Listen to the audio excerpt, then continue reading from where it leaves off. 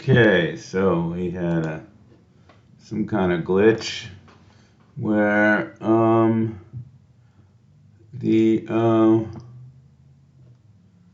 sound cut out. So, and I got reminded by one of our colleagues in fall 2022. So let's go over this new graph I asked for. So,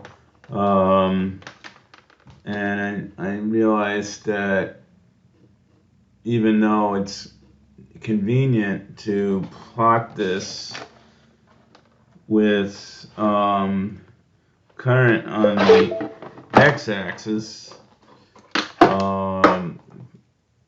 because of our error bars being with the current measurement, and we really want to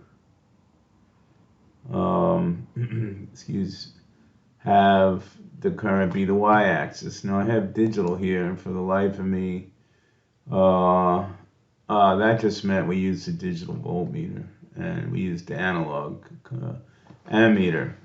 Good. Now remember. Okay, so we had, and I think I have too many here. And I just added in 0 and 6, and I did that just because my largest value here was 5. So it's just so you see that the fit line goes from 0 and it goes past the last data point. I think we may have talked about this. Then I have my measurements here, and then my error bars, my error estimate. And these are data. I generated these artificially, and I just came up with a number for the error bars just so they would show up.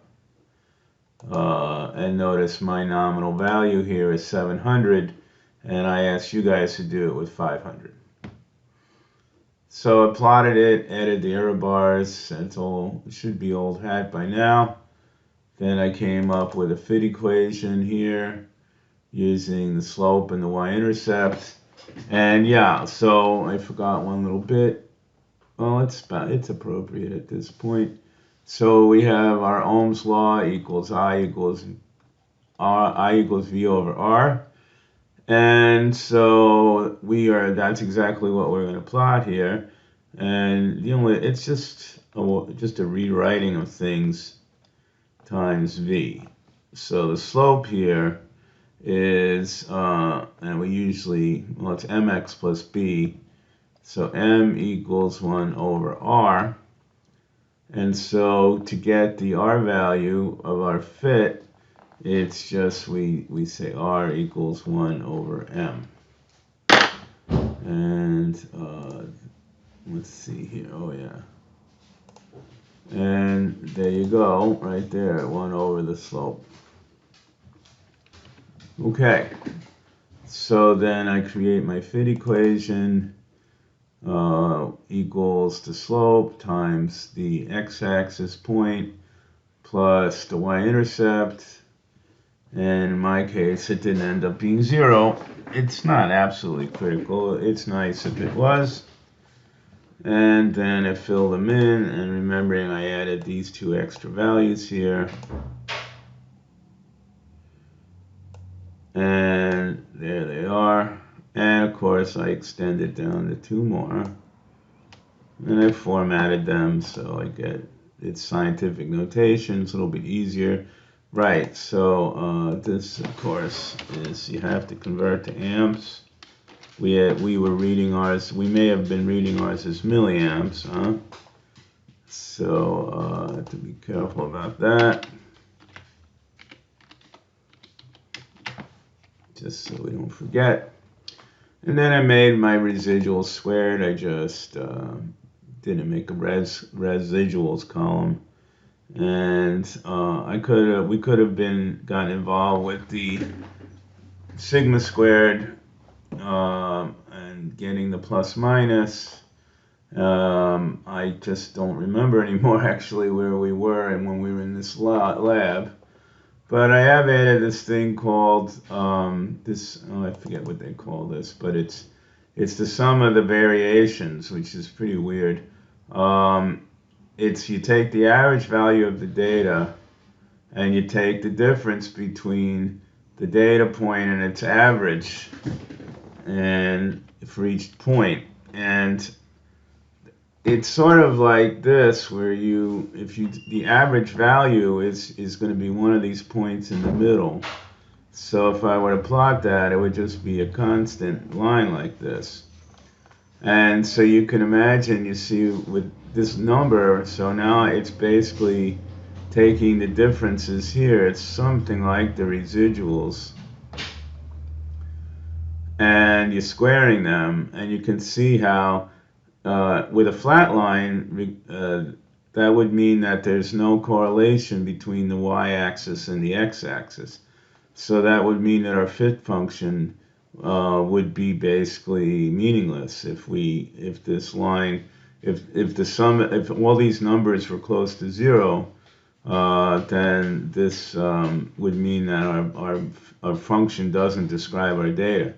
So this number SS, when I sum them, the sum SS total they call it, this number will tend to be bigger the better is our function to the fit.